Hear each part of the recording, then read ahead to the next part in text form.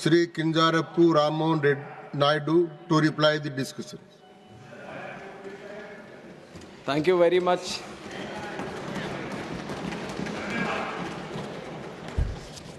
Thank you very much, sir, for giving me the opportunity. And in fact, I would like to start by giving my thanks to all the speakers who have participated in this important bill. And right from Syed Nasir Hussain ji, Raghav Chadda ji, Shambhu Patel ji, Sagarika Ghosh ji, Kanimoy ji, Ghanshyam Tiwari ji, Ramji Lal Suman ji, Niranjan Reddy ji, Shri Brijlal ji, Sulata Dev ji, HD, former Prime Minister who is also here, HD Devegowda ji, Fauzia Khan ji, Santosh Kumar ji, Bhim Singh ji, Haris Biran ji, Geeta Chandra Prabha ji, A. Rahim ji, Parmal Salam Singh ji, Mission Ranjan Das ji, Ramchandra Jangra ji, Ajit Madhavrao ji, Priyanka Chaturvedi ji and Sushmita Dev ji. And I thank each and everyone who has heartfully participated in this debate. And through this debate, many suggestions which are very, very important for us as a ministry to know. Some of the feedback is very, very important for us to know that has come through all the speakers. And some have maybe crossed the line a little bit and used this debate for their own political purposes. I would not delve too deep into that because that is something the opposition, it has a right to do it and it keeps doing it all the time. But I'll keep the debate very positive and I'd like to comment on all the important suggestions that have come in.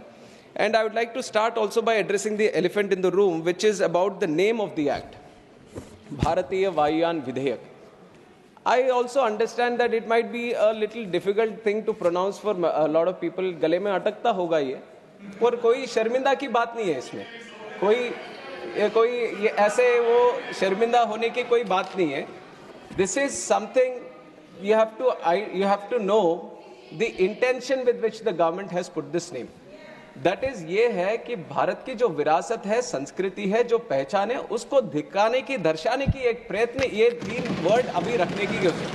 इसमें कोई constitutional violation कहीं पे भी नहीं है.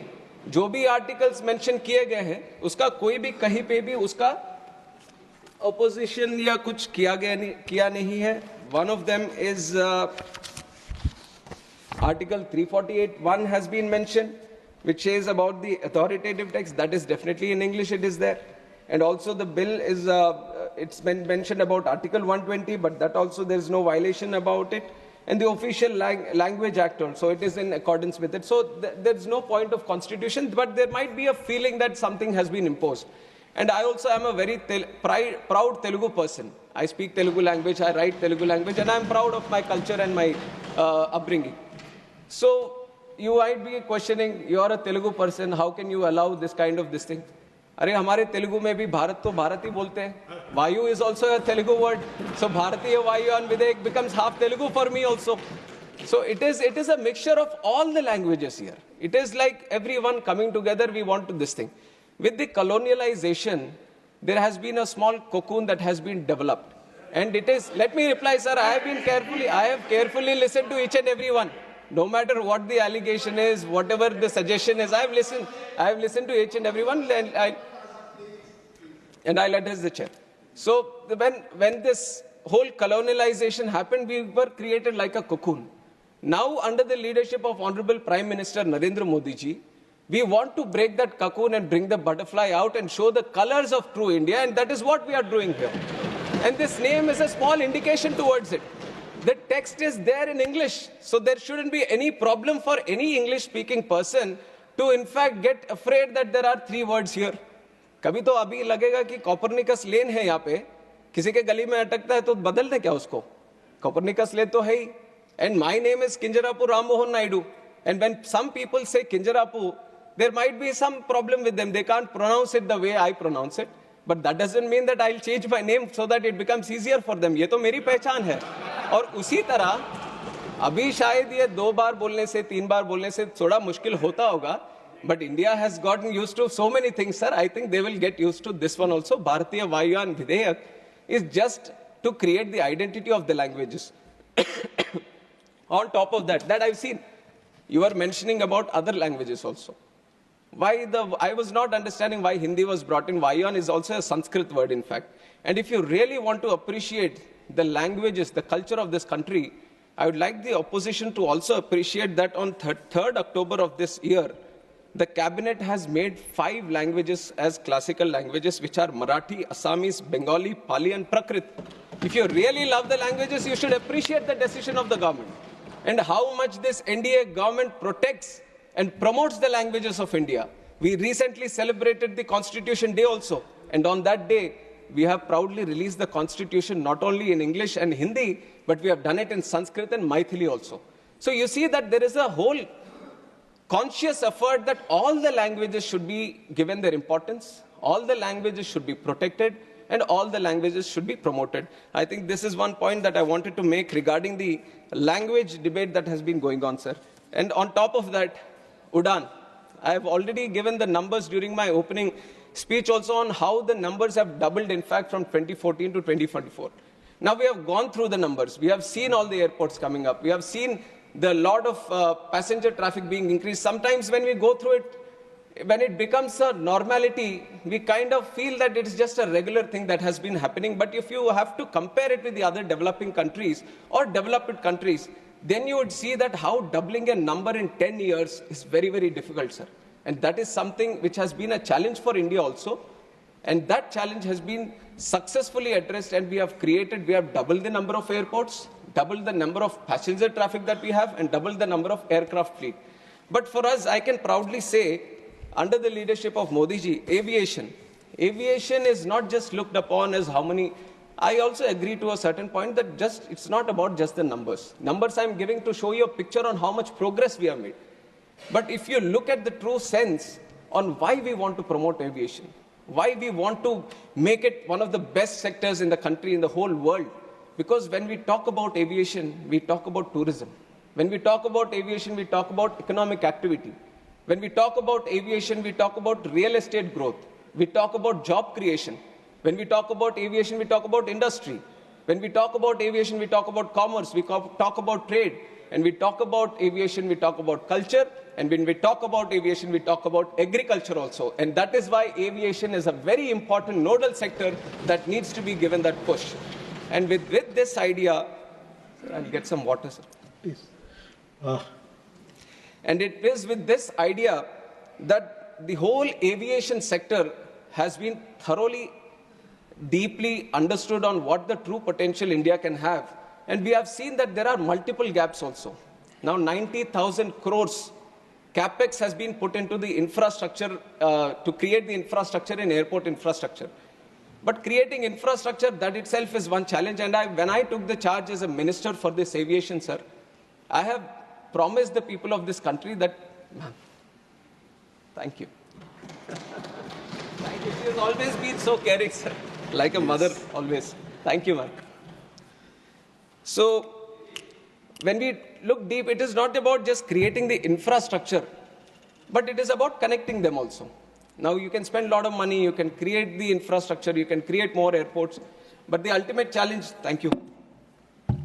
The ultimate challenge is how do you connect? And that is where, bringing in all the aspects of the government, we created the Udan scheme, which is Uday Desh Ka Aam Nagrik. Through the Udan scheme, the challenge of these airlines, because it is a market-driven industry, where they feel there might be a non-viability in running a route, the government has taken the responsibility a little bit on himself, and it has said that why don't we provide the viability gap funding? It was the first time that it has been done at such a large scale. And through the Udan scheme, now we have started 609 routes in the country in just 8 years span of time. Nowhere in the world you would have seen such a scheme, which has been run by the government itself, so that the non-viable routes, the airlines can come and start the routes and facilitating the routes. And we have operationalized 86 airports under Udan. And out of these 86 airports, 20 were underserved, but 66 airports were totally unserved. What I mean by unserved is that not a single flight was going to these airports. But that was a challenge the government has taken up. Now we have constructed the airports, but we have to start the airline connectivity also. And through the Udan scheme, we have given the viability gap funding, and we were able to run all these airports. We were giving them those connections, which was very, very required for the people of that state or of that region or of the airport. And we have operationalized 86. And we can proudly say that Udan has been a real success story of the Indian aviation, which are showcasing to the whole world under the leadership of Narendra Modi ji.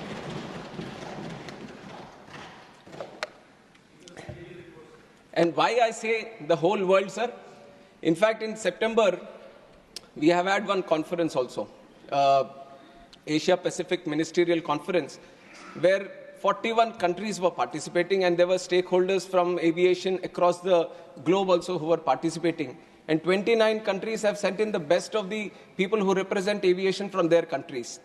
And I have heard all of them speak in that conference, and they have proudly said, the real thing that we can pick up from India today is how it has improved the domestic connectivity within the country, and how it has launched the RCS Udan scheme so that it could facilitate the regional aviation in a very big way. Because for them, most of the countries, sir, for them, the aviation becomes more of an international affair. How do you connect your country better to another country? But a lot of them couldn't crack the challenge of internal connectivity. But now with this Udan scheme, we are showcasing it to the world that a little push, a little commitment from the government, you can create wonders, and that is what we have done through the Udan scheme. And now through the Udan scheme, we have kind of addressed the accessibility. Now the other thing that I mentioned after taking charge as a minister was that I want to bring in affordability also. And I understand all the concerns that each and every member has raised regarding the airfares. I am also a citizen of this country, and I was also a member, and before member I was also a passenger. So I know one of the challenges that the people of this country face when they're traveling, and I understand the true spirit in which people would have spoken about the airfares also. But you have to understand that airfares regulation is, this debate has been there for quite some time, sir, and internationally also the process that they follow is they keep the aviation air ticket mechanism as a very deregulated sector, because that is how the whole sector moves forward. That is how there is a win-win situation for everyone. The market plays its game, and everyone gets facilitated in the process, and this is an international procedure. Nowhere in the world, any country has been regulating the air prices and seeing a progress in aviation. Everyone has a very deregularized sector only. And in fact, in our country also, at one point of time, there was a regulation on the airfares through the Air Corporations Act. Now, when was this Air Corporations Act taken out? It was in the year 1994 that the then government, that the then leaders thought, if the aviation needs a real push, then we have to deregulate, and that is when the deregulation happened. In 1994, the Air Corporations Act was taken away, in which it was mentioned that air caps need to be capped. So after that, it has been a free market. It has been a market with a dynamic airfare mechanism happening. And now, if you see, I have another report also, because many reports have mentioned, and we have done, I have also been thoroughly studying on the airfare mechanism. And we within the ministry, I would like to tell the whole House and the people of this country that from the ministry, we also monitor the prices. We have a tariff monitoring unit under our DGCA, which thoroughly looks after each and every fare that is happening in the country. And there is a liability on the airlines also. Before they decide on a price for a certain route or for a certain sector, they have to send it to us in the DGCA. Now, there was a circular before in 2010, when this price mechanism had to be sent to the ministry, and they were given a 1 month time period. That if for the next month, what are you going to charge? On the first day of this month, you have to tell the ministry itself that how much you are going to charge for, okay, so many seats in this bucket, so many seats in this bucket. It is a mechanism that they follow. But in that very circular, which was released in 2010, there was also a condition saying that within 24 hours, you can change the prices again. That seemed to be a little bit favoring to the airlines, or favoring to dynamically change at a much faster pace. Now, we in this government, we are committed to bring the affordability factor. Now we wanted to see how best we can do. So we are removing that clause. We are just keeping it for 1 month. So whatever fare is there, within 1 month, they have to address it to us. And we feel this kind of mechanism is going to address a little bit about the irregularities that we see in the airfares. Now, airfares, many of the members have spoken. And also one other thing I have to mention is that when the airfares, the biggest chunk of the airfare goes to the fuel price. And for the fuel price, I don't know how many people know or not, but these are the fuel prices, the taxes on that. The VAT on the fuel price is being decided by the states itself. And we, from the ministry, proactively trying to address this air price issue, we have constantly written to all the states, And some states have obliged, some states realize that even if we reduce the VAT, some have done it to the 1% also. And they've kept it below 4%. And when they have done this, it is ultimately going to, even if they lose a little bit of revenue from this taxing, they're ultimately going to promote the aviation. So it is going to be a win-win situation and a lot of people done. But West Bengal, Delhi, these are states, Tamil Nadu, these are states which carry very high VAT percentage. So people from these states who would have raised about this air prices issue, I would once again make a very proactive approach to all of you that you speak to the state governments there. And if you can get the VAT reduced in that, that is going to reduce the price, because 45% of the price of the ticket is because of the fuel prices. So if you cut down on the VAT there, then definitely it is going to bring down the prices furthermore. So that is one request that I would want to make to all the MPs who represent the states, and they could speak to the state governments. And like I've said, the tariff monitoring unit is there. One key observation that we have found about this 24 hours, we want to change, we want to move into that direction. And we are comparing all the air prices of last year, previous year, because we also want to find a trend.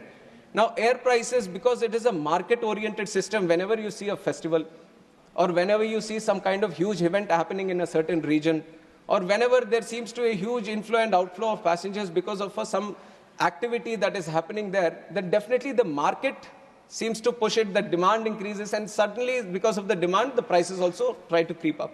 So we have tried to observe, because in Lok Sabha, when I was presenting this bill, this issue has been flagged over there also. And in fact, our Honorable Speaker of the House, he has also mentioned and suggested that we should speak with the airlines and do it. And we have done that also in the month of August. We have sat down with the airlines. We have sensitized them about this problem, that this is not a government problem or anything, it is a people's problem.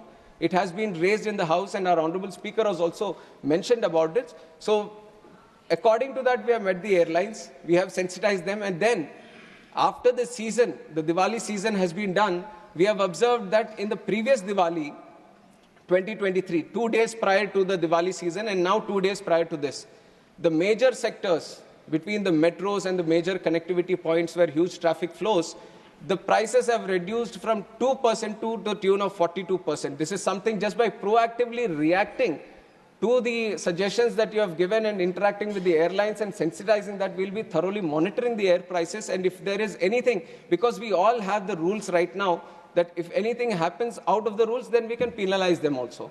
So we are making the tariff monitoring unit system more and more robust, so that they can't act according to their whims and fancies, and they feel like they're in a closed room and they can do whatever they want. We are keeping a watchful eye on them, and we are moving one step at a time. And we want to ensure that जो हवाई चप्पल से हवाई जहाज का सफर जो है, वो अभी तक आधा तो सच हो गया है, और पूरी तरह से इसमें और लोगों को शामिल करने का जो ये है, वो आगे करते रहेंगे, और ये हमारे वादा है सरकार की तरफ से. And on top of this, airfares, there was also an issue of bomb threats also. And if you look at the bomb threats, it was during a specific period. There were multiple instances before also. Once in a while, these were happening. But from 10th October to 24th November, there was sudden surge and so many threats happening on the social media, especially on Twitter, and some were through calls and all. So first thing I want to tell the House is that for us as a ministry, safety and security is the topmost priority. Now the threat can be a hoax threat or it can be a fake threat.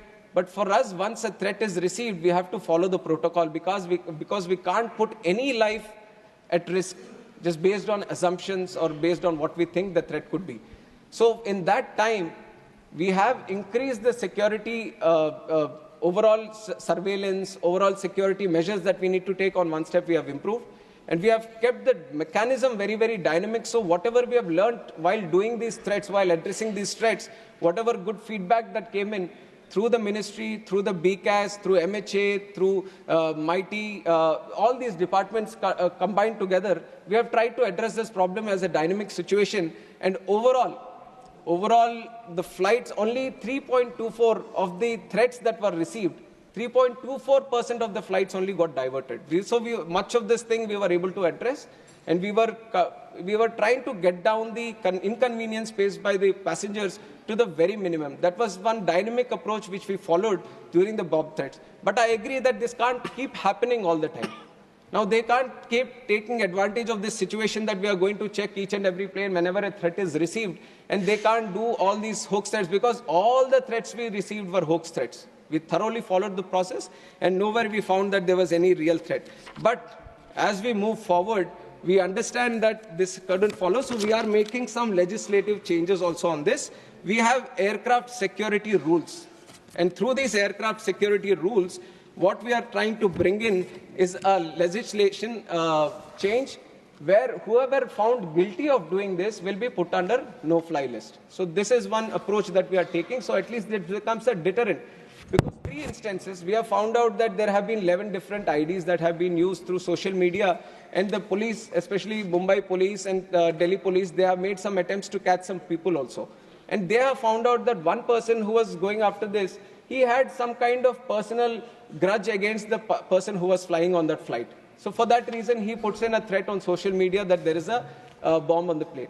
So with these kind of using it for very petty pranking styles, or just not understanding the whole seriousness about the air travel and the security that we follow, we don't want people to step into that direction of using the aviation sector as doing for these pranks. So to put a deterrent, we are changing the aircraft security rules and making the no-fly list for these people who do these kind of activities. And also there is another act. Now people have mentioned, why don't you put it in this act also?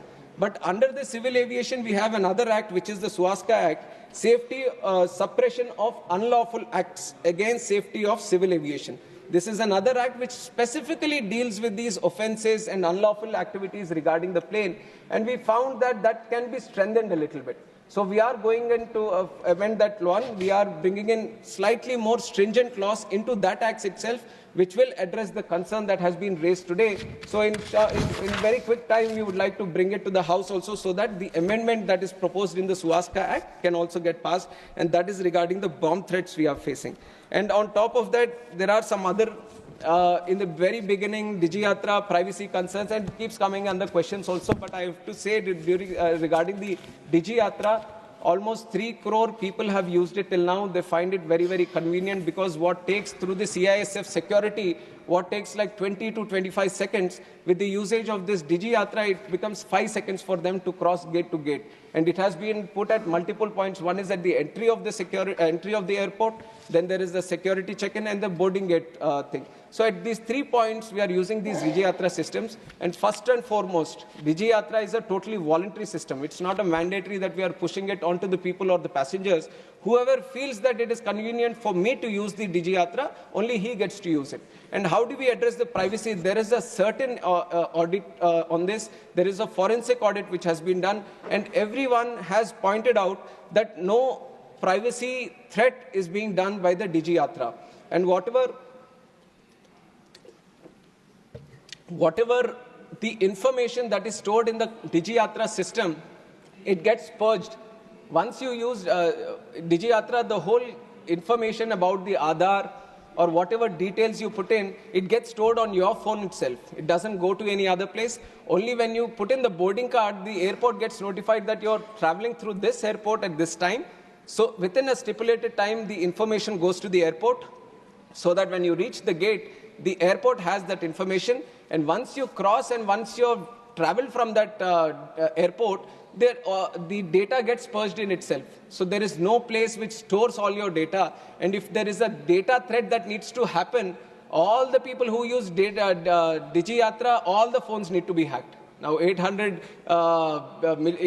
so many phones, whoever Digi Yatra is using, they all need to be hacked consistently, but otherwise there is no one place where all the Digi Yatra systems get, the data gets stored, so there is no privacy concern in that.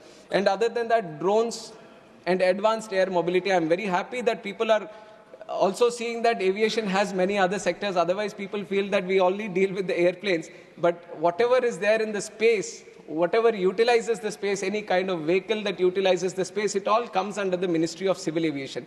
And we have defined this thoroughly in the Act itself. And much of it, because this is a very robust industry, the rules need to be consistently changed, the airspaces, it's an international affair, and all of these coming together, then you need to have a very robust mechanism that somewhere, like I've said in the opening speech also, the International Civil Aviation Organization, which speaks with its under 193 member countries and continuously recommends us on what the protocols need to be, what the requirements need to be. So not every time once they say that, acha, ye karo, then I can't bring everything to the parliament. So we are bringing in the principal act, in the principal act itself, we are saying, let us have the authority to make these rules little more strongly. And once we do that, the rules can follow according to the recommendations that we receive. And just like how we have rules for the passengers, rules, safety requirements for the aircraft, similarly, we have made rules for the drones also, and we are stepping into making rules for advanced air mobility vehicles. And you'll all be very surprised and excited also within 1 year, because a lot of research is going into advanced air mobility. This is something which is very exciting for a country like India, where from the airport to coming into the city, when you're in these metro cities, everywhere you find this challenge. A small traffic jam and you're stuck for 1 hour or 2 hours coming home from the airport itself. And that is where these advanced air mobility vehicles, this is the electric vertical takeoff and landing vehicles, which is going to be a new invention which is happening across the world, and people are building these prototypes and trying to form the rules around it. And India is not far behind. We have already said if you want to build a vertiport from where these vehicles need to take off, we have already, from the DGCA, we have designed the rules for that. And airworthiness of this aircraft that we are going to build, we have designed the rules for that. So step by step, whatever needs to be done, we are consistently speaking with the industry and forming the rules so that by 2026 in the beginning, when the industry says we have the vehicle ready so that we can use it, we are ready with the rules from the Ministry of Civil Aviation. So we are strongly pursuing that path. We have not left it behind. And if you say that it's not there present in the Act itself, according to the definition of the aircraft, it comes under this Act, and we are forming the rules subsequently so that all those things need to get addressed. And a lot of people have also mentioned about their local airports or the airports of the region. Some new airports, some need to be developed, some need the capacity augmentation, and so many other things. And to address each and individual one, it will be very difficult, but I assure each and every one, you can come and see me, you can discuss about your airport with me, I'll be available to meet, and everyone across the tables. Our intention is not to do politics with any airport. Our intention is to promote aviation and do the best to the people of this country so that everyone who aspires to be on that plane has a very convenient, affordable and accessible air travel. That is the thing. And one, out of my respect to our ex-Prime Minister, who is also here, and I should appreciate the commitment he has at this age also, coming here and sitting for so many hours, and for the reply and mentioning about the airport, that he is so passionate about the Hassan airport, and we are going to take it seriously from our side. It is an airport which is being developed with the help of the state government of Karnataka, and I've got the details regarding it, and it is the physical progress of the Hassan airport is up to 60.21% today. Financial progress is 56.51%, and the project completion date is April 2025. As a minister, I'll be constantly pursuing with the state government itself so that it gets done in the stipulated time. And your dream of having a very good airport in Hassan, not just for this thing, but for also catering for the demands of the farmers there, definitely we would want to make it a reality as early as possible, and from our side we'll provide all the support. And this goes without saying to all the members who have mentioned about airports also. Our intention is to make as many airports as possible, because now we see the aspirations have grown. Now each and every district, earlier what used to be like the capital airport of a state, wherever the capital was there, people were expecting one airport there. But now I'm seeing that people, even though there is an airport within 100 and 150 kilometer radius, they feel like they are entitled to one airport in their own district itself. ये सोच में जो बदलाव आया, ये हमारे नरेंद्र मोदी जी से आया है कि हर जिले में every district can afford their own airport. It is with this movement that we have gone forward, and definitely we will keep continuing it, and all the requests that we are getting, we are going to do it. Now we have to also realize that building an airport, the ease with which we are doing it today, we might not be able to do it tomorrow, because the land availability will not be so easy. So whoever wants to build an airport, whoever wants to see an airport built in their space, they need to actively pursue with the state government. They need to get into discussion with them. They need to pursue the land. They need to capture. Please. Why? Please. No, you are traveling. Kerala has taken full Kerala state has fully utilized the aviation sector like no other state. I appreciate all the efforts they have done. No other state has. You have already. No other state has. Please. Let me speak, sir. No other state. No, No not other yielding. state. He's not No yielding, other please. state. No other state has 3 points of call. Only Kerala has it. And it is with respect to the people there who travel abroad for many things. We have given 3 points of call. Kannur also we have international thing. There is a strong request for points of call. And like you have said, we are not doing it by like and unlike of this thing. No points of call has been given. But we are thoroughly moving into that direction to see where else we have to do. Where else we have to do points of call. And definitely Kannur is a very important airport for us also. Whatever best needs to be done there, we will provide all the support based on what the state government is asking and the people's demands also. Definitely we will do the best from our side also so that the aspirations of the people there are met. I know it is a very important demand, Dr. but we have to collectively, we have to collectively look at all these things, sir. And overall, there are these kind of demands originating from other states also, and looking at the country as a whole. And how do we connect it with international sectors? Because a lot of the airports that we have built now have the international status also. They are requiring flights to start international this thing. All those things we'll collectively look at India as one big aviation hub, and then how to promote all these places. We'll take one considerable decision, and all the even if it feels that I haven't addressed any issue in particular, my team and I myself, we have noted down all the points, and I am going to reach out individually to all the people who have mentioned here and definitely make sure that each and every issue that has been mentioned through the bill is going to get addressed, sir. And we are really, really committed to take aviation to another level. One important closing comment that we want to make is we have been talking about a lot of the air traffic connectivity and how we bring more people into air travel network. But what we are really trying to address through the Act itself is how do we improve the job creation and economic activity also. The multiplier effect that we have in this is 1 rupee spent creates 3 rupees of economic activity. One job that we create in aviation creates up to 6 to 15 times jobs in the direct and indirect sector in aviation. That is the potential we have. And how do we tap into it? We create India as a state of design. We create India as a state of maintenance, as a state of manufacture.